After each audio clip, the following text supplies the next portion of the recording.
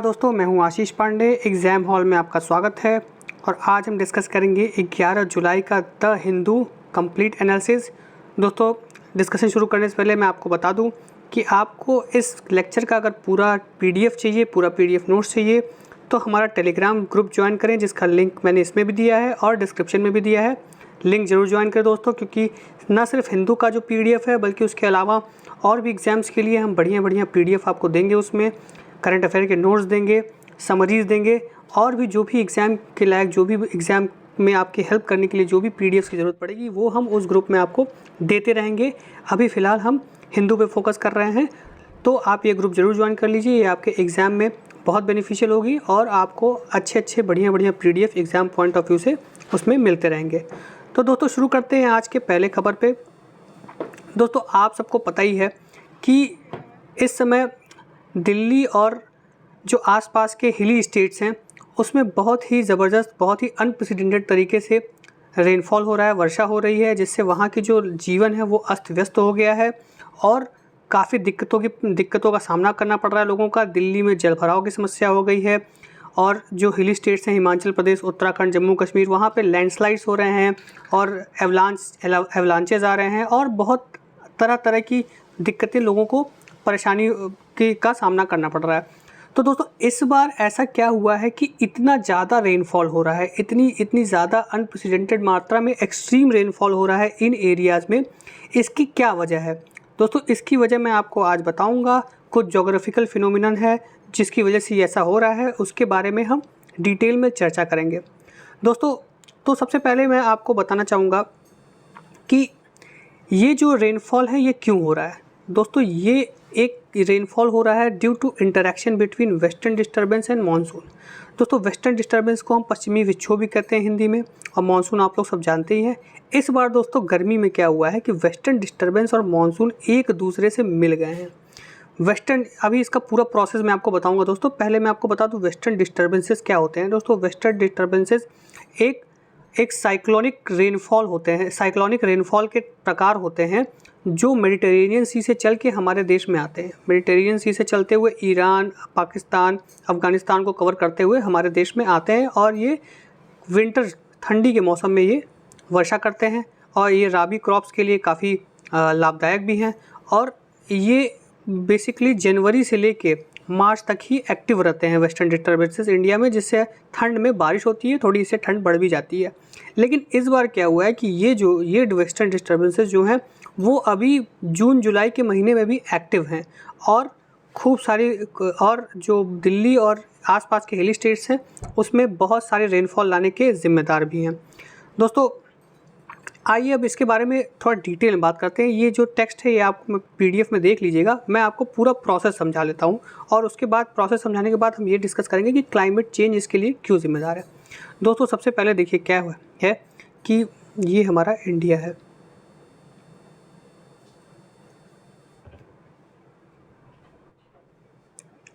दोस्तों, पहले हम इंडिया बना देते हैं।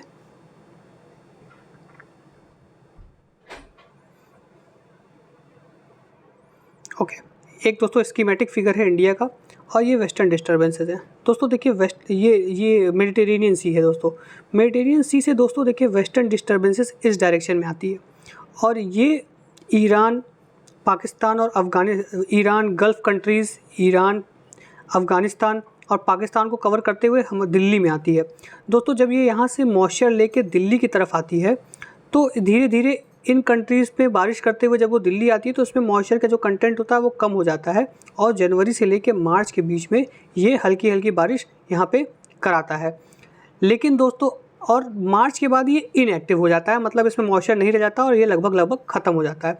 ये दोस्तों एक टेम्परेट साइक्लोन है। टेम्परेट जैसे जो बे ऑफ बंगाल और मानसून ब्रांच हमारा अरेबियन सी का मानसून ब्रांच है वो एक ट्रॉपिकल साइक्लोन है, लेकिन ये एक टेम्परेट साइक्लोन है और ये जो है ये हॉट एयर मास और वार्म एयर मास जो कि मेडिटेरेनियन सी के ऊपर रहता है और कोल्ड एयर मास जो यूरेशिया से आता है उसके मिलने से ये जो टेम्परेट साइक्लोन है ये बनता है और ये फिर मूव करता है इंडिया की तरफ और इंडिया में gulf countries, Iran, Pakistan, Afghanistan से होते हुए इंडिया में ये ठंड में बारिश करता है।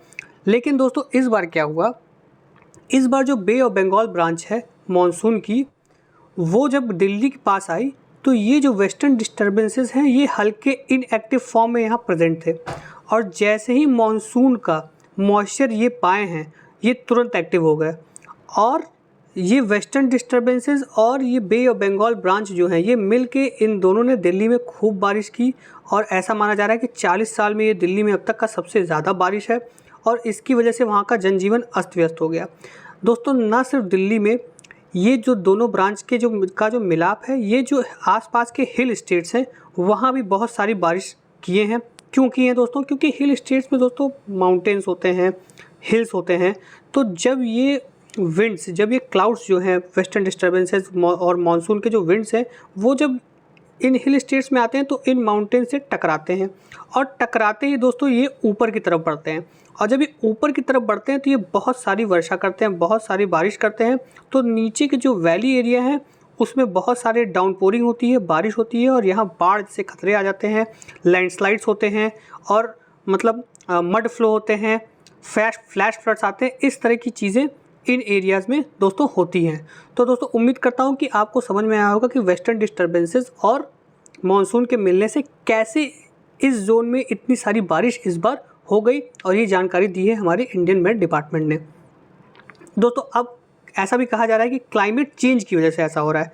जी हाँ दोस्तों, क्लाइमेट चेंज भी इसके लिए ज़िम्मेदार है। क्यों ज़िम्मेदार है? क्योंकि दोस्तों ग्लोबल वार्मिंग की वजह से जो हमारा वातावरण है उसमें कुछ एक्स्ट्रा मॉइस्चर आ जा रहा है। जो हिली एरियाज़ हैं, जो ठंडे रहते हैं, वहाँ गर्मी थोड़ी सी आ रही है, जिसकी वजह से मॉनसून के सीज़न में वहाँ एक्स्ट्रा मॉइस्चर आ गया है, जिसकी वजह से मॉनसून और वेस्टर्न डिस्टर्बेंसेस ये दोनों बढ़ गए हैं। इनका जो इफ़ेक्ट है वहाँ बढ़ गया है, और इस वजह से वहाँ और भी बारिश हो रही है। दोस्तों, इसी तरह का जो वेस्टर्न डिस्टर्बेंसेस और मॉनसून का जो इंटरेक्शन है वो देखा गया था 2013 में, जब केदारनाथ में फ्लड आया था, और उसकी वजह से बहुत तबाही हो गई थी वहाँ पे, बहुत ज़्यादा लोगों की जान गई थी, जो पिलग्रिम्स थे, मंदिर को भी काफ़ी क्षति पहुँची थी, और ये हुआ था वेस्टर्न डिस्टर्बेंसेस और मॉनसून के इंटरेक्शन की वजह से। हालांकि जो प्रशासन है दोस्तों, उसने केदारनाथ के जो हादसा हुआ था उससे काफ़ी कुछ सीखा, और इस बार वो पूरी तैयारी में है कि ज़्यादा जान माल का नुकसान ना हो, एटलीस्ट जान माल का नुकसान बिल्कुल ना हो। वो जान बचाने पे अपनी फोकस कर रही है, क्योंकि जो भी दोस्तों घर या जो भी इंफ्रास्ट्रक्चर नदी और फ्लैश फ्लड्स के बीच में आती है उनको तो तबाह वो कर ही देंगे। सरकार की ये कोशिश होती है कि उससे किसी की एटलीस्ट जान न जाए। तो दोस्तों, इस बार ये कोशिश सरकार कर रही है केदारनाथ के 2013 के इवेंट को देखते हुए। तो दोस्तों, मैं उम्मीद करता हूँ कि आपको इसका कॉन्सेप्ट समझ में आया होगा। चलिए अब आगे बढ़ते हैं। Foxconn pull out of $19.5 billion chip joint pact with Vedanta. दोस्तों, फॉक्सकॉन एक कंपनी है ताइवान की, और दोस्तों ये वेदांता से जॉइंट वेंचर इसने किया था गुजरात में एक सेमीकंडक्टर प्लांट लगाने के लिए। लेकिन फॉक्सकॉन इस जॉइंट वेंचर से अब निकल गया है, और वो फॉक्सकॉन का कहना है कि वो और डाइवर्स पार्टनर्स ढूंढ रहा है इंडिया में। अब दोस्तों, इसका कोई मतलब नहीं है डाइवर्स पार्टनर्स, मतलब कि वो तो जो मेन पार्टनर थे वेदांता, उनसे तो वो निकल गया है, तो अब डाइवर्स पार्टनर कोई मतलब नहीं है। इसका ये क्यों निकल गया, इसकी वजह ये बताई जा रही है कि जो टेक्नोलॉजी ट्रांसफ़र सेमीकंडक्टर डिवाइस के मैन्युफैक्चर के लिए फॉक्सकॉन ने वेदांता ग्रुप को देने के लिए कहा था, टेक्नोलॉजी ट्रांसफ़र करने के लिए कहा था, फॉक्सकॉन उस पर पूरी तरह से अमल नहीं कर रहा है। फॉक्सकॉन उसमें हिचक रहा है, और वो इंडियन इस्टेब्लिशमेंट है उसको ज़िम्मेदार मान रहा है। जो desired level of technology transfer है वो फॉक्सकॉन हमें देने को तैयार नहीं है, इस वजह से ये डील फाइनलाइज नहीं हो पा रही है दोस्तों। अब दोस्तों, सेमीकंडक्टर इंडस्ट्री का स्टेटस देख लेते हैं, बात कर लेते हैं सेमीकंडक्टर इंडस्ट्री के बारे में। दोस्तों, सेमीकंडक्टर क्या होते हैं? दोस्तों, सेमीकंडक्टर वो मटेरियल होते हैं जो कंडक्टर और इंसुलेटर के बीच का परफॉर्मेंस देते हैं, वही सेमीकंडक्टर मटेरियल होते हैं। कंडक्टर क्या होते हैं? जो मेटल्स होते हैं जो इलेक्ट्रिकल कंडक्टिविटी दिखाते हैं, और क्या कहते हैं, नॉन कंडक्टर जो होते हैं वो मोस्टली सिरेमिक्स होते हैं। अब दोस्तों क्या है कि सेमीकंडक्टर जो होते हैं वो इंटीग्रेटेड चिप, जो सेमीकंडक्टर जो मटेरियल्स होते हैं वो इंटीग्रेटेड चिप, माइक्रोफोन में यूज़ होते हैं। वो प्योर एलिमेंट की तरह भी यूज़ हो सकते हैं, मतलब आप प्योरली जो सेमीकंडक्टर एलिमेंट्स हैं उनको यूज़ कर सकते हैं आईसीज माइक्रोफोन बनाने में, जैसे सिलिकॉन हो गया, जर्मेनियम हो गया, या फिर उनको कंपाउंड फॉर्म में भी यूज़ कर सकते हैं, जैसे गैलियम आर्सेनाइड हो गया, कैडमियम सेलेनाइड हो गया। और अगर हम इन सेमीकंडक्टर्स में थोड़ी डोपिंग कर दें, मतलब small percentage of impurities add कर दें, तो इनकी कंडक्टिविटी बहुत ही डिस्प्रपोर्शनेट तरीके से बदल जाती है, मतलब इनकी कंडक्टिविटी बहुत ही बढ़ जाती है। तो इसीलिए इनका यूज़ जो है दोस्तों बहुत ही व्यापक है, बहुत ही ज़्यादा है सेमीकंडक्टर इंडस्ट्री में, इलेक्ट्रिकल इंडस्ट्री, इलेक्ट्रॉनिक इंडस्ट्री में, और इसीलिए इनकी डिमांड भी बहुत ज़्यादा है। अब देखिए दोस्तों सेमीकंडक्टर मार्केट कैसा है इंडिया में। दोस्तों 2021 में 23.2 बिलियन का मार्केट था, और ये उम्मीद किया जा रहा है कि 2028 में $80.3 बिलियन का मार्केट यहाँ हो जाएगा। जो कंपाउंड एनुअल ग्रोथ रेट है इसकी वो 17.10% है दोस्तों। और इंडिया में सेमीकंडक्टर मार्केट कैसे आगे बढ़ रहा है, क्यों आगे बढ़ रहा है दोस्तों?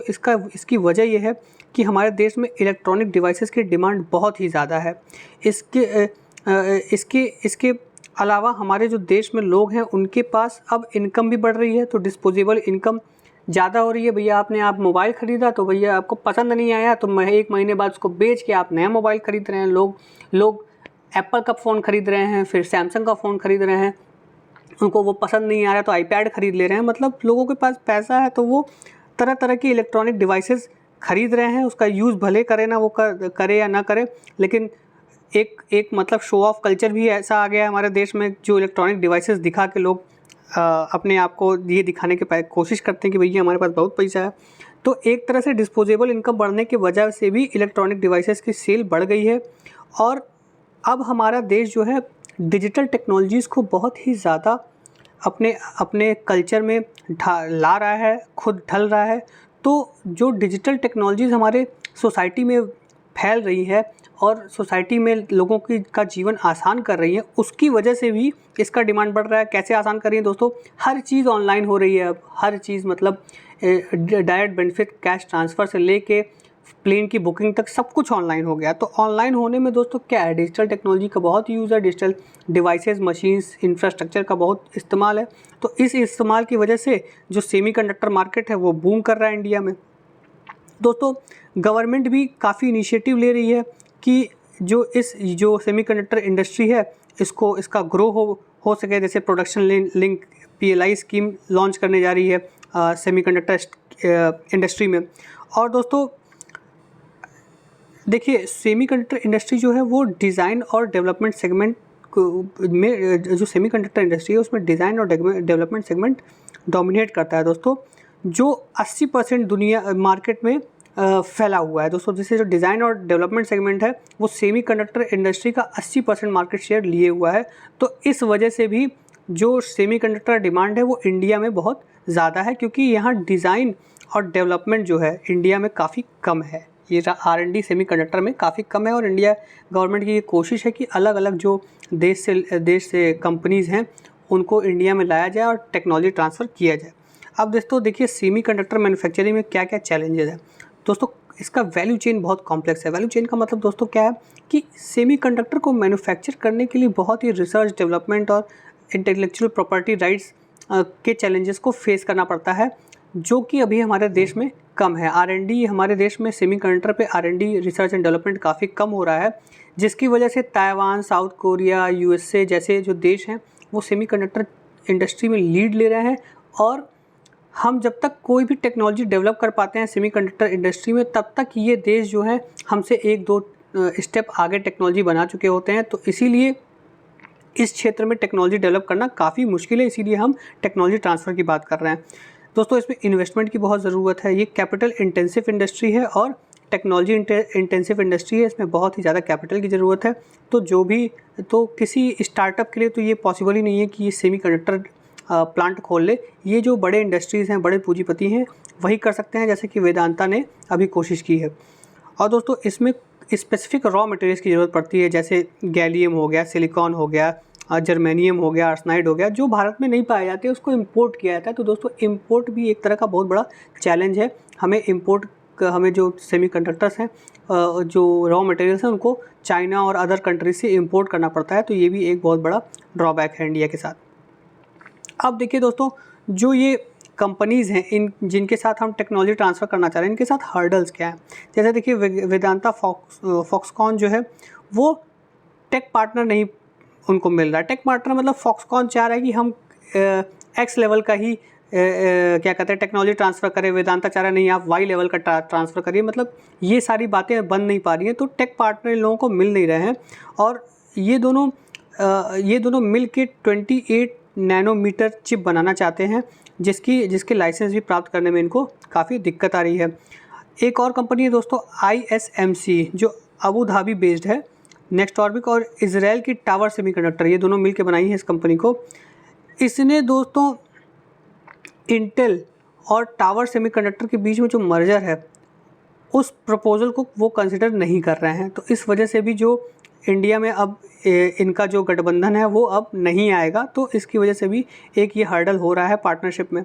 और एक और कंपनी है दोस्तों IGSS वेंचर, जो सिंगापुर बेस्ड है, और उसका भी जो प्रपोज़ल है दोस्तों वो सही नहीं पाया गया गवर्नमेंट के द्वारा। मतलब जो टेक्नोलॉजी ट्रांसफ़र का प्रपोज़ल है वो गवर्नमेंट को अच्छा नहीं लगा, इसीलिए वो भी अपना प्लांट यहाँ सेटअप नहीं करेंगी। लेकिन दोस्तों एक उम्मीद की किरण आई है कि USA, जब हमारे प्रधानमंत्री USA गए थे तो वहाँ माइक्रॉन टेक्नोलॉजी ने गुजरात में एक चिप सेमीकंडक्टर मैन्युफैक्चरिंग प्लांट खोलने के लिए हामी भर दी है और वो टेक्नोलॉजी ट्रांसफ़र भी करेगा।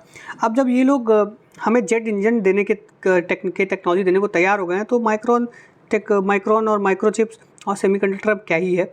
तो अब ये जो माइक्रॉन टेक्नोलॉजी है ये हमें सेमीकंडक्टर में टेक्नोलॉजी ट्रांसफ़र करने के लिए तैयार हो गई है और ये गुजरात में अपना एक प्लांट बनाएगी। तो दोस्तों ये था थोड़ा कुछ सेमीकंडक्टर चिप इंडस्ट्री के बारे में, और इंडिया क्या क्या चैलेंजेस फेस कर रहा है और आगे की क्या राह है, ये हमने डिस्कस किया। अब हम आगे बढ़ते हैं। देखिए दोस्तों, ये एक खबर है, ये एक ऐसी खबर है जिसमें आप ये सोचेंगे कि भैया पुलिस एक्ट करते समय सोचती क्यों नहीं उसको सोचना चाहिए कि जिनके ऊपर वो एक्ट कर रही है वो कौन है, उनके ऊपर उसके एक्टिविटीज़ का क्या असर पड़ सकता है। दोस्तों अभी हाल ही में तमिलनाडु की घटना है जहाँ माइनर बॉयज़ और गर्ल्स इलोप कर गए, भाग गए। उनके भागने के बाद केस लिखवाया गया और उस केस को रजिस्टर करने के बाद पुलिस ने उन दोनों को डिटेन किया। डिटेन करने के बाद जो माइनर बॉय था दोस्तों, उसके ऊपर पुलिस ने पॉस्को एक्ट लगा दिया, और जो माइनर गर्ल थी उसको, जो वहाँ के BDO साहब थे, उन्होंने 1 महीने इल्लीगल डिटेंशन में रखा। तो इससे हीबस कॉर्पस का भी केस बन गया।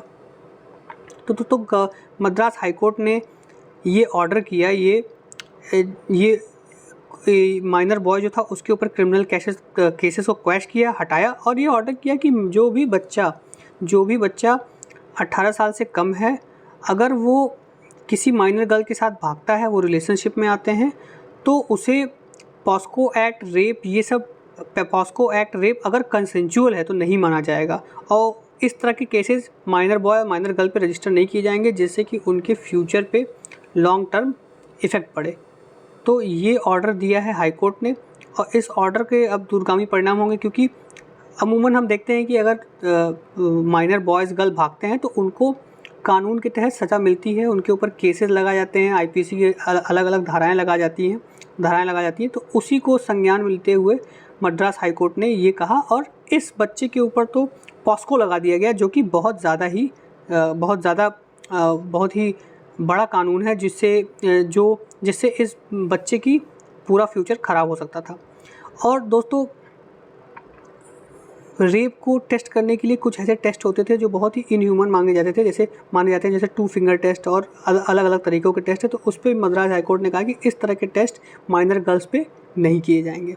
तो दोस्तों यही थी ये खबर, इसके बारे में थोड़ी जानकारी हमें जानना ज़रूरी था। अब आगे बढ़ते हैं दोस्तों, global south origin and significance. दोस्तों इस आर्टिकल में ग्लोबल साउथ के बारे में बात किया गया है कि भैया ये ओरिजिनेट कहाँ से हुआ था और इसका क्या सिग्निफिकेंस है। तो दोस्तों सबसे पहले ग्लोबल साउथ के बारे में जान लेते हैं। दोस्तों ग्लोबल साउथ क्या होता है?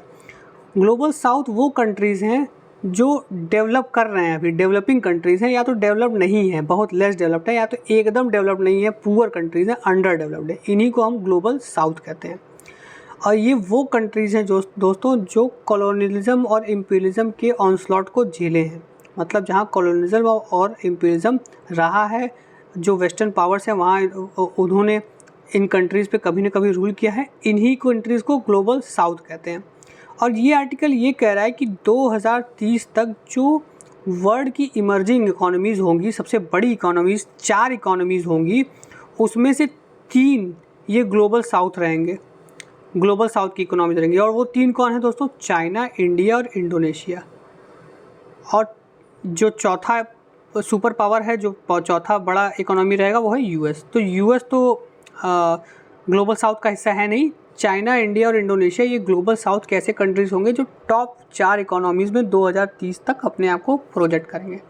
अब दोस्तों आप सोच रहे होंगे ग्लोबल साउथ में इंडिया चाइना क्यों है? इंडिया चाइना तो नॉर्दर्न हेमिस्फीयर में है, तो उसको ग्लोबल साउथ में क्यों कहते हैं? दोस्तों global south term usually refer किया गया था अफ्रीकन कॉन्टिनेंट के लिए, जो इक्वेटर के नीचे साउथ सदर्न हेमिस्फीयर में कंट्रीज़ हैं, वो इम्पीरियलिज्म से, वो कॉलोनिज्म से ज़्यादा प्रभावित थे। और ये आज भी ऐसे कंट्रीज़ हैं जहाँ बहुत ही भुखमरी है, अंडर डेवलपमेंट है, डेवलपिंग है, लीस्ट डेवलपमेंट कंट्रीज़ हैं, तो लीस्ट डेवलपमेंट कंट्रीज़ हैं, तो इनको ही ग्लोबल साउथ बोला जाता है। लेकिन इसकी जो परिभाषा है एक्सटेंड कर दी गई, और वो जो भी कंट्रीज़ इम्पीरियलिज्म और कॉलोनिज्म से प्रभावित थे, जो डेवलपिंग के श्रेणी में आते हैं, उनको सबको ग्लोबल साउथ में डाल दिया गया। तो दोस्तों ये है ग्लोबल साउथ का डेफिनेशन, जो आपको पता रहना चाहिए। और ये आर्टिकल ने 2030 तक ये प्रोजेक्ट किया है कि भैया चाइना, इंडिया और इंडोनेशिया ग्लोबल साउथ के ऐसे कंट्री होंगे जो टॉप 4 इकोनॉमीज़ में प्रोजेक्ट करेंगे अपने आप को 2030 तक। अब दोस्तों आगे आते हैं। दोस्तों आपको पता ही है कि फ्रांस में इस समय बहुत ही ज़्यादा दंगे चल रहे हैं, फसाद चल रहे हैं। और ऐसा क्यों हो रहा है दोस्तों? क्योंकि ऐसा इसलिए हो रहा है कि वहाँ एक 27 साल के युवक नाहिल मिर्ज़ोग, जो कि ब्लैक था, मतलब जो कि अफ्रीकन मूल का है, हालांकि है वो फ्रांस का ही सिटीज़न, उसे पुलिस ने गोली मार दी, वो मतलब कोल्ड ब्लडेड गोली मार दी। तो दोस्तों अब ये कहना सही होगा कि आप अगर डेवलप्ड हैं तो ज़रूरी नहीं है कि आप सिविलाइज्ड हैं। देखिए दोस्तों, फ्रांस की जो सोसाइटी है उसमें ब्लैक्स और अरब्स के प्रति काफ़ी हेट्रेड है।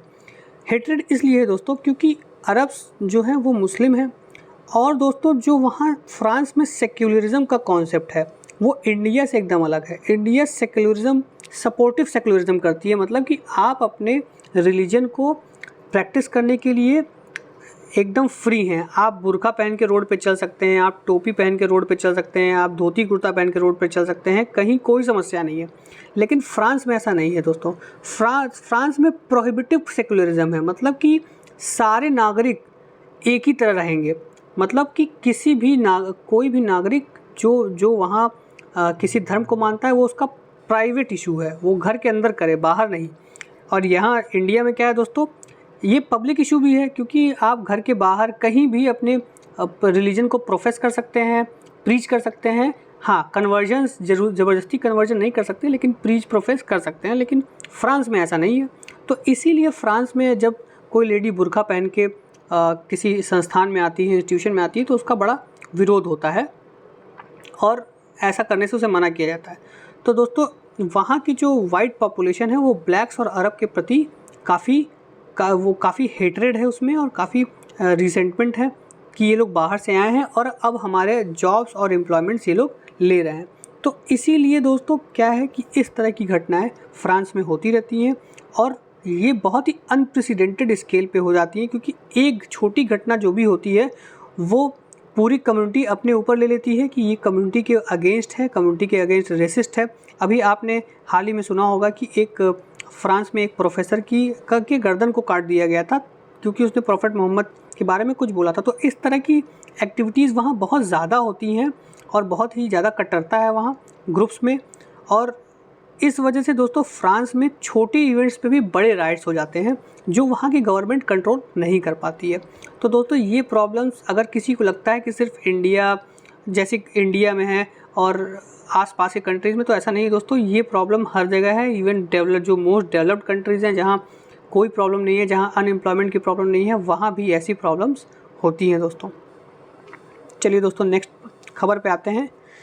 दोस्तों the need for standing palliative care in the face of non communicable disease. दोस्तों अभी हाल ही में हमारी गवर्नमेंट ने national programme for prevention and control of non communicable disease में से other diseases other than cancer हटा दिया है। मतलब सिर्फ कैंसर है इसमें, बाकी सबको हटा दिया है। तो दोस्तों इसके बारे में डिटेल में बात करते हैं, पैलेटिव डिजीज़ क्या होता है और ये national programme for prevention and control of non communicable disease क्या है, इसके बारे में एक बार डिटेल में बात करते हैं। दोस्तों पैलेटिव केयर क्या होता है? पैलेटिव केयर वो होता है दोस्तों कि अगर कोई व्यक्ति किसी टर्मिनल मतलब किसी टर्मिनल इलनेस से जूझ रहा है, टर्मिनल इलनेस जिसका कोई इलाज नहीं, जैसे एड्स और कैंसर, इस तरह के जो इलनेस होते हैं टर्मिनल इलनेस होते हैं। तो अगर कोई व्यक्ति ऐसे इलनेस से जूझ रहा है तो उसे पैलेटिव केयर दिया जाता है, ताकि उसको पेन से रिलीफ मिल सके और उसकी जेब पे भी खर्चा कम पड़े। तो इस तरह का पैलेटिव केयर दिया जाता है। इस तरह के केयर को पैलेटिव केयर कहते हैं, जिसमें व्यक्ति एक टर्मिनल इलनेस से जूझ रहा होता है। और ये इससे क्या होता है दोस्तों, उसकी सफरिंग कम हो जाती है, आइडेंटिफिकेशन आसान हो जाता है उसका। मतलब अगर मान लीजिए कैंसर के पहले स्टेज पे है तो अर्ली आइडेंटिफिकेशन हो जाता है उसका, करेक्ट असेसमेंट हो जाता है और उसका ट्रीटमेंट अच्छे से होता है। अब दोस्तों NPCDCS क्या है दोस्तों? इसको कहते हैं national programme for prevention and control of cancer, diabetes, cardiovascular disease and stroke. दोस्तों ये एक प्रोग्राम गवर्नमेंट ने लॉन्च किया था, जिसमें 2010 में इसको 2010 में लॉन्च किया था, जिसमें 10 और हेल्थ इनिशिएटिव्स को बाद में 12 NDCs और 10 हेल्थ इनिशिएटिव्स को बाद में जोड़ दिया गया था, जिसमें mental health, oral health, palliative care, geriatric care, trauma care, emergency medical services भी थी। दोस्तों इसको लॉन्च किया गया था 2010 में, जैसा कि मैंने बताया, और अब इसका नाम चेंज करके कर दिया गया है national programme for prevention and control of non communicable disease. मतलब national programme for prevention and control of cancer, diabetes, cardiovascular disease and stroke को चेंज करके कर दिया गया है national programme for prevention and control for non communicable disease. और दोस्तों इसका फोकस क्या है दोस्तों? मतलब इसका ये क्यों ऐसा चेंज किया गया है? क्योंकि अब ये फोकस शिफ्ट कर रहा है बाय कंट्रोलिंग द 4 मेजर मतलब अब ये जैसे 4 मेजर नॉन कम्युनिकेबल डिजीज़ को पहले ये कंट्रोल करता था। अब दोस्तों ये अपना फोकस शिफ्ट किया गया है कि सिर्फ इसको कंट्रोल ही नहीं करना है, इसको प्रिवेंट भी करना है। जैसे डायबिटीज़ हो गया और कैंसर, एड्स, इस तरह के जो टर्मिनल डिजीज़ हैं उनको सिर्फ कंट्रोल ही नहीं करना है, उनको प्रिवेंट करना है। और वो प्रिवेंट कैसे किया जाएगा दोस्तों? हेल्दी लाइफस्टाइल को प्रमोट करके, अर्ली डिटेक्शन को प्रमोट करके और टाइमली ट्रीटमेंट को प्रमोट करके। मतलब हेल्दी लाइफस्टाइल अगर आप रहेंगे तो डायबिटीज़ जैसी बीमारियां आपको नहीं होगी। अगर अर्ली डिटेक्शन हो गया तो कैंसर जैसी जो बीमारियां हैं, एड्स जैसी बीमारियां हैं, उनका ट्रीटमेंट हो सकता है। और अगर अर्ली डिटेक्शन हुआ तो टाइमली बीमारियों का ट्रीटमेंट भी हो सकता है। लास्ट स्टेजेस में इनका ट्रीटमेंट पॉसिबल नहीं है। तो गवर्नमेंट ने फोकस कर रही है कि इनका अर्ली डिटेक्शन किया जाए और जो डायबिटीज़ टाइप जो इलनेस है उनके लिए हेल्दी लाइफस्टाइल प्रमोट किया जाए। और दोस्तों इसको आयुष्मान भारत और नेशनल हेल्थ मिशन से भी इंटीग्रेट किया जाएगा। और इसमें दोस्तों हेल्थ सिस्टम को भी, जो हमारा जो देश का हेल्थ सिस्टम है उसको भी इन्हेंस किया जाएगा। कैसे? ह्यूमन रिसोर्स, इंफ्रास्ट्रक्चर, इक्विपमेंट्स और ड्रग्स की जो सप्लाई है वो बढ़ाई जाएगी। और दोस्तों ये डिजिटल टेक्नोलॉजीज़ को भी लेवरेज करेगा, जैसे टेलीमेडिसिन हो गया, इनका भी यूज़ करेगा, ताकि जो इस तरह की जो नॉन कम्युनिकेबल डिजीज़ हैं उनका फैलाव रोका जा सके। लेकिन दोस्तों इसमें अभी एक विवाद ये आ गया है कि ये जो है सिर्फ कैंसर को कवर कर, नॉन कम्युनिकेबल डिजीज़ में सिर्फ कैंसर को कवर कर रहा है, अदर डिजीज़ को कवर नहीं कर रहा है। तो इस पे सरकार को सोचना पड़ेगा कि भैया कैंसर के अलावा भी डायबिटीज़, एड्स, इस तरह के जो नॉन कम्युनिकेबल डिजीज़, जो एड्स तो खैर कम्युनिकेबल डिजीज़ है, लेकिन ये टर्मिनल डिजीज़ भी आता है, इसका कोई इलाज नहीं है। तो कैंसर के अलावा और जो भी नॉन कम्युनिकेबल डिजीज़ेज़ हैं जो टर्मिनली इल भी करते हैं लोगों को, उसको भी इसमें इंक्लूड करना चाहिए। चलिए दोस्तों आगे बढ़ते हैं। अब देखिए दोस्तों, सुप्रीम कोर्ट ने सेंटर को दिल्ली ऑर्डिनेंस पे एक नोटिस इशू किया है कि भैया हमने जो वर्डिक्ट सुनाया था आप उसको इम्पीड कर रहे हैं, मतलब आपने उसका ब्रीच किया है। एक तरह से इस तरह का नोटिस दिया है सेंटर को सुप्रीम कोर्ट ने। पूरा मामला दोस्तों क्या है ये हमने पिछले वीडियोज़ में इसकी बात की है। दोस्तों हाल ही में क्या हुआ कि LG साहब ने 437 इंडिपेंडेंट जो कंसल्टेंट, जिसको जिसको अरविंद केजरीवाल जी ने अपॉइंट किया था, उनकी अपॉइंटमेंट को निरस्त कर दिया और ये बताया कि भैया ये लीगल नहीं है इनका अपॉइंटमेंट। जिस पे केजरीवाल जी ने कहा कि भैया जो आपके ब्यूरोक्रेट्स हैं वो तुम्हारी बात सुनते नहीं हैं, तो इन्हीं इंडिपेंडेंट कंसल्टेंट के थ्रू हम अपना काम करवाएंगे जो हमको काम करवाना है। और वो ब्यूरोक्रेट्स नहीं सुनते हैं, इसलिए केजरीवाल जी सुप्रीम कोर्ट गए, तो सुप्रीम कोर्ट ने ऑर्डर किया कि भैया जो दिल्ली की चुनी हुई सरकार है उसको वहाँ के जो वहाँ के ब्यूरोक्रेट्स हैं उन पे पूरा अधिकार है, उनकी ट्रांसफ़र पोस्टिंग उनको पनिशमेंट देने का पूरा अधिकार है। ये वर्डिक्ट आने के बाद जो सेंट्रल गवर्नमेंट है उसने एक ऑर्डिनेंस पास किया जिसका नाम था national capital territory of Delhi amendment ordinance 2023। उसके थ्रू एक बॉडी बनाई जिसका नाम है national capital civil services authority. और ये जो अथॉरिटी है दोस्तों, ये जितने भी ट्रांसफ़र्स हैं वहाँ के ब्यूरोक्रेट्स के ट्रांसफ़र्स और डिसिप्लिनरी प्रोसीडिंग्स, वो अब ये अथॉरिटी देखेगी। इस अथॉरिटी में कौन कौन तो होगा दोस्तों? चीफ मिनिस्टर होंगे दिल्ली के, चीफ सेक्रेटरी होंगे, प्रिंसिपल सेक्रेटरी होंगे होम डिपार्टमेंट के, और ये इन्हीं का ग्रुप डिसाइड करेगा कि ट्रांसफ़र करना चाहिए या नहीं करना चाहिए, उसके खिलाफ एक्शन लेना चाहिए ब्यूरोक्रेट के खिलाफ कि नहीं लेना चाहिए। और मेजॉरिटी डिसीजन होगी इसमें दोस्तों, मतलब अगर चीफ सेक्रेटरी और home department Delhi chief minister से एग्री नहीं करते तो दिल्ली चीफ मिनिस्टर की बात नहीं मानी जाएगी। और ये सब एग्री करते भी हैं तो ये एलजी के पास प्रपोजल जाएगा और जिनके पास पूरा अधिकार है कि उसको वीटो कर सकें। तो दोस्तों इसी पे जो सुप्रीम कोर्ट है उसने सेंट्रल गवर्नमेंट को तलब किया है दोस्तों। अब दोस्तों आगे आते हैं, जो हमारे फॉरेन मिनिस्टर हैं श्री एस जयशंकर, उन्होंने राज्यसभा की सीट पे नॉमिनेशन फाइल किया है गुजरात से। दोस्तों राज्यसभा के बारे में थोड़ा जान लेते हैं, मेंबर्स ऑफ राज्यसभा के बारे में। दोस्तों 4th शेड्यूल ऑफ कॉन्स्टिट्यूशन में इसकी बात की गई है। राज्यसभा में 250 मेंबर से ज़्यादा नहीं हो सकते हैं, जिसमें से 238 मेंबर स्टेट और यूनियन टेरिटरी के होंगे और 12 नॉमिनेटेड मेंबर होंगे, जो कि आर्टिकल 80 बोलता है। उसके प्रोविजंस आर्टिकल 80 में कॉन्स्टिट्यूशन के दिए हुए हैं। एट प्रेजेंट जो राज्यसभा है उसमें 245 मेंबर्स हैं, जिसमें से 229 मेंबर्स स्टेट्स के हैं, 4 मेंबर यूनियन टेरिटरी के हैं और 12 जो हैं वो प्रेसिडेंट ने नॉमिनेट किए हुए हैं। इलेक्शन कैसे होता है दोस्तों राज्यसभा का? इनडायरेक्ट इलेक्शन होता है दोस्तों। कौन करता है इलेक्शन? स्टेट्स में दोस्तों elected member of legislative assembly करते हैं, मतलब जो लेजिस्लेटिव असेंबली में इलेक्टेड मेंबर है, नॉमिनेटेड नहीं, वो इलेक्शन में पार्ट लेते हैं। और यूनियन टेरिटरी में एक इलेक्टोरल कॉलेज अलग से बनाया जाता है जो इसमें पार्ट लेता है। और वोटिंग कैसे होती है दोस्तों? System of proportional representation by means of single transferable vote, मतलब डायरेक्ट इलेक्शन नहीं होते हैं, first past the post system नहीं होता है इसमें प्रोपोर्शनल रिप्रेजेंटेशन के थ्रू इलेक्शन किया जाता है दोस्तों। तो ये थोड़ी जानकारी थी देनी थी दोस्तों, मेंबर ऑफ राज्यसभा कितने हैं और कैसे उनका इलेक्शन होता है दोस्तों। अभी नेक्स्ट खबर में जो हमारी यूएस की असिस्टेंट सेक्रेटरी ऑफ स्टेट हैं वो ऊर्जा जेजा, वो आई हैं इंडिया की विजिट पे और वो दलाई लामा से उन्होंने मुलाकात किया, जिसपे चाइना ने प्रोटेस्ट किया है कि भैया दलाई लामा जो हैं वो तिब्बत जिसको जिजियांग कहते हैं, जिजियांग, तो दलाई लामा जो हैं वो जिजियांग को इंडिपेंडेंट करने के जो मुख्य सूत्रधार हैं वो उसको इंडिपेंडेंट करने की मुखालफत करते हैं। तो उनसे मिलना एक तरह से हमारी सॉवरेंटी पे हमला है। तो कोई भी यूएस का या कोई भी विदेशी जो डिप्लोमेट है वो दलाई लामा या इन जैसे व्यक्तियों से ना मिले जो कि चाइना के सॉवरेंटी पे सीधा प्रश्न उठाते हैं। तो चाइना ने प्रोटेस्ट किया। हालांकि एंथनी ब्लिंकन जो अमेरिका के जनरल सेक्रेटरी हैं, वो अभी चाइना विजिट किए हैं अपने टाइज को नॉर्मलाइज़ करने के लिए, और अमेरिका के और भी ऑफिशियल्स चाइना गए हैं टाइज को नॉर्मलाइज़ करने के लिए। लेकिन इसी बीच में जो ऊर्जा जेजा हैं ये आके इन्होंने दलाई लामा से मुलाकात कर ली है, जिससे चाइना नाराज़ हो गया है। हालांकि चाइना और यूएस में जो भी मीटिंग्स होती हैं वो ट्रेड के रिलेटेड होती हैं। जियोपॉलिटिकल सिनेरियो में चाइना और अमेरिका एक पेज पे कभी नहीं आ सकते, क्योंकि इनके बीच में बहुत ही ज़्यादा मतभेद हैं। हर मुद्दे पे इनके बीच में मतभेद है। ये विजिट सिर्फ इसलिए हुई थी एंथनी ब्लिंकन की चाइना में, ताकि जो ट्रेड में वॉर चल रहा है उसको कम किया जा सके, जिससे अमेरिका और चाइना दोनों का फ़ायदा हो। चलिए दोस्तों नेक्स्ट खबर पे आते हैं।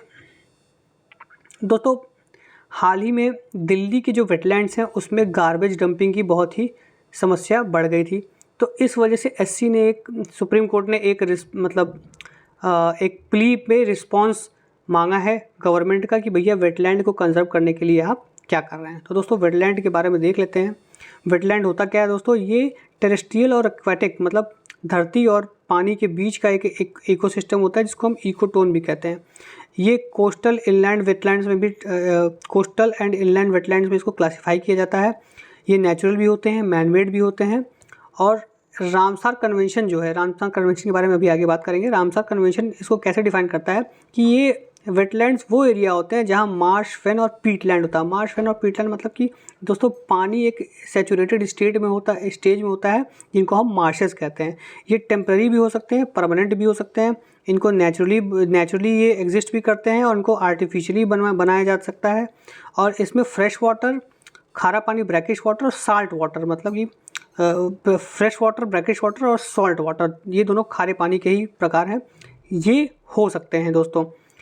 और दोस्तों इसके बारे में बात की गई है। एक और महत्वपूर्ण चीज़ है वेटलैंड्स के बारे में कि इनकी जो डेप्थ है लो टाइड में वो 6 मीटर से ज़्यादा नहीं होनी चाहिए मराइन वाटर के केस में।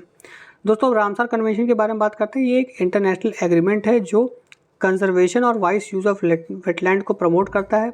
ये 1971 2 फरवरी को ये इस्टेब्लिश किया गया था यूनेस्को द्वारा, और इंडिया ने इसको 1 फरवरी 1982 में साइन किया था। 2 फरवरी को वर्ल्ड वेटलैंड डे है दोस्तों। और इंडिया में इस समय दोस्तों कितने रामसार साइट्स हैं? 75। अभी 2022 में 11 additional Ramsar wetland site add किए गए थे, तो 75 वेटलैंड साइट इंडिया में हो चुके हैं और जिसकी एरिया है 13,26,677 हेक्टेयर। और 2022 में ही 28 साइट्स को रामसार साइट इंडिया में किया गया था। और दोस्तों इस समय तमिलनाडु में सबसे ज़्यादा रामसार साइट्स हैं, उसके बाद उत्तर प्रदेश में है जहां 10 रामसार साइट है। तमिलनाडु में 14 रामसार साइट्स हैं, उत्तर प्रदेश में 10 रामसार साइट्स हैं। तो ये कुछ फैक्ट्स थे दोस्तों जो आपको याद रखने हैं। अब देखिए दोस्तों, इंपोर्ट ऑफ यूरिया में भी is by 2025, alternative forms will replace it, says Mandaviya. दोस्तों यूरिया का जो इंपोर्ट है वो हमारे देश में बहुत ज़्यादा है, क्योंकि यूरिया का जो यूज़ है वो भी हमारे देश में बहुत ज़्यादा है। यूरिया क्या है दोस्तों? एक फर्टिलाइज़र है जो क्रॉप प्रोडक्शन में बहुत ही मदद करता है, क्रॉप प्रोडक्शन इंक्रीज़ करने में बहुत मदद करता है। लेकिन यूरिया का जो यूटिलाइजेशन है वो ओवर हो चुका है, मतलब बहुत ज़्यादा हो चुका है।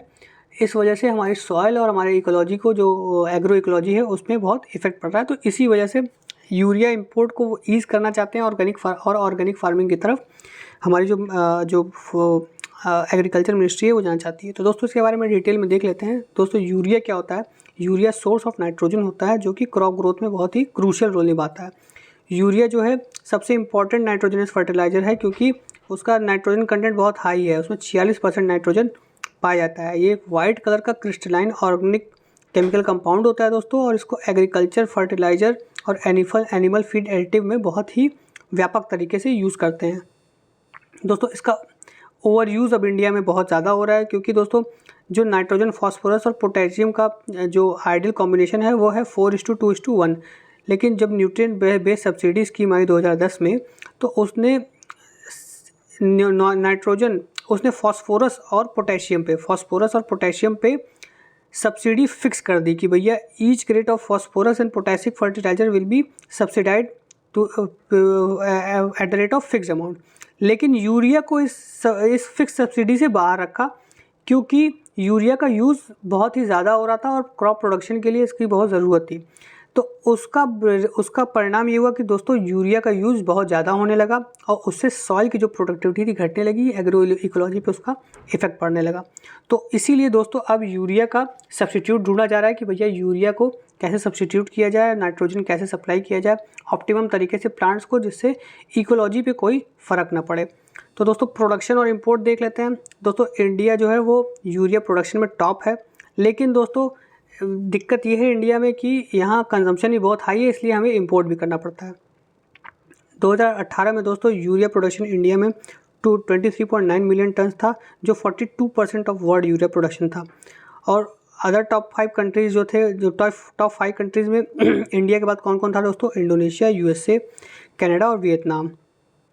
अब दोस्तों इंडिया का जो इंपोर्ट है वो 22% तक बढ़ गया था 2019-20 में, और इंडिया ने कितना इंपोर्ट किया था? 91.23 lakh tonne during last physical year, मतलब 2019-20 में इंडिया ने 91.23 लाख टन यूरिया इंपोर्ट किया था।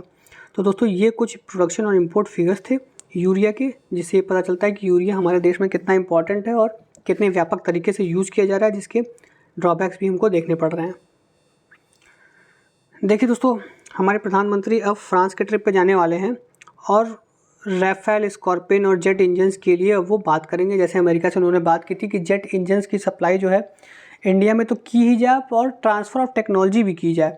तो इसी तरह इसी एवज में अब जो हमारे प्रधानमंत्री हैं वो फ्रांस भी जाएंगे और राफेल विमान जो हैं और स्कॉर्पियन सब क्लास जो सबमरीन्स हैं उनको, उनके ना सिर्फ इंपोर्ट बल्कि उनके ट्रांसफ़र और टेक्नोलॉजी के बारे में भी बात करेंगे, ताकि वो हमारे देश में ये टेक्नोलॉजीज़ आएँ और इनका हम डोमेस्टिक प्रोडक्शन कर सकें और मेक इन इंडिया बूस्ट कर सकें।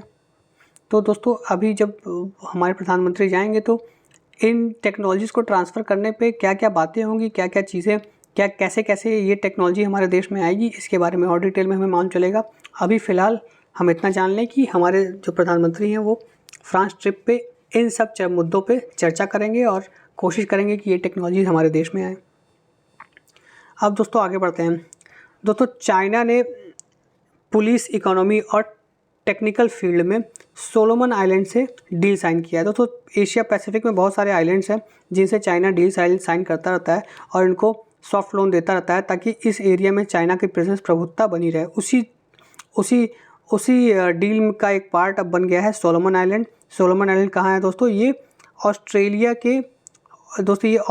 के वेस्टर्न पार्ट, ईस्टर्न पार्ट में है और पपुआ न्यू गिनी से भी ईस्टर्न पार्ट में है। ये पैसिफिक ओशन में लाई करता है और इसका कैपिटल है होनियारा इसका कैपिटल है होनियारा।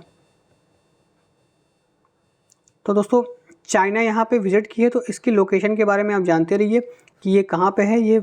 ये आपका दोस्तों साउथ ईस्टर्न पैसिफिक में ये लाई करता है, ईस्ट ऑफ ऑस्ट्रेलिया और पपुआ न्यू गिनी, और इसका कैपिटल है होनियारा। तो दोस्तों होनियारा, ये फैक्ट्स आपको याद रखने हैं, ये एग्ज़ाम में पूछे जा सकते हैं। और दोस्तों इस तरह के बहुत सारे लोकेशन जो न्यूज़पेपर में आते रहते हैं उसको आपको ध्यान में रखना है, ताकि उसमें से अगर कुछ पूछा जाए एग्ज़ाम में तो आप गलत ना करें। दोस्तों FPIs not having to disclose final owner is challenge in Adani Hindenburg case. दोस्तों देखिए, अदानी हिंडनबर्ग अभी केस हुआ था जिसमें हिंडनबर्ग ने ये अक्यूज़ किया था कि अदानी ने अपने स्टॉक्स को मैनिपुलेट किया था, जिसकी वजह से अदानी की जो ग्रॉस वेल्थ है और जो स्टॉक प्राइसेस हैं वो बढ़ गए थे, जिससे कि अदानी ने अपने बिज़नेस को फैलाया था। वो पिछले 1-2 साल से ऐसा करती, हिंडनबर्ग ने ऐसा आरोप अदानी पर लगाया था। तो उसी केस में अब FPIs का रोल आ रहा है। FPIs क्या होते हैं दोस्तों और इनका रोल अदानी हिंडनबर्ग इशू में कैसे है, ये हम देख लेते हैं। दोस्तों FPI होते हैं फॉरेन पोर्टफोलियो इन्वेस्टर्स।